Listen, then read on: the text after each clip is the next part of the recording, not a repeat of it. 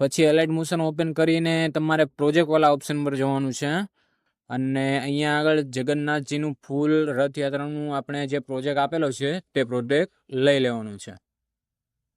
Okay, ત્યારબાદ તમારે અહીંયા પ્લસ વાળા આઇકન પર ટચ કરવાનું છે અને મીડિયા વાળા પર ટચ કરવાનું છે અને તમારે એક ફોટો જે આપણે આ બનાવેલો છે તે ફોટો લઈ લેવાનો છે. ઓકે, આટલું કર્યા પછી ફોટાને થોડોક તમારી રીતે સેટ કરી દેવાનું છે. પછી અહીંયા એરો પર ટચ કરવાનું છે અને ફોટાને છેક છેલ્લે સુધી લઈ લેવાનું છે.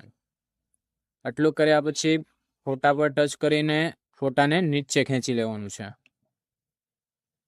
ચલો તો આપણે ફટાફટ ફોટાને નીચે ખેંચી લઈએ. આટલું કર્યા બાદ તમારે ઇફેક્ટ તો ઓટોમેટિક લાગી જ જશે અને જે આ ટેગ છે જે તમારે ગુજરાતીમાં લખેલા નહીં આવે તો તમારે અહીંયા આગળ ટચ કરવાનું છે, અહીંયા એડિટ ગ્રુપ પર ટચ કરવાનું છે અને અહીંયા આગળ ટચ કરવાનું છે. પછી આ લખેલું છે તેના પર ટચ કરવાનું છે, અહીંયા આગળ ટચ કરવાનું છે અને ગુજરાતી ટેક્સ્ટમાં તમારે કન્વર્ટ કરી લેવાનું છે. આટલું કર્યા પછી તમારે આ વિડીયો બનીને રેડી થઈ જશે. તમે મટીરિયલ તમારું જે પણ લગાડવું હોય તે મટીરિયલ લગાડી શકો છો.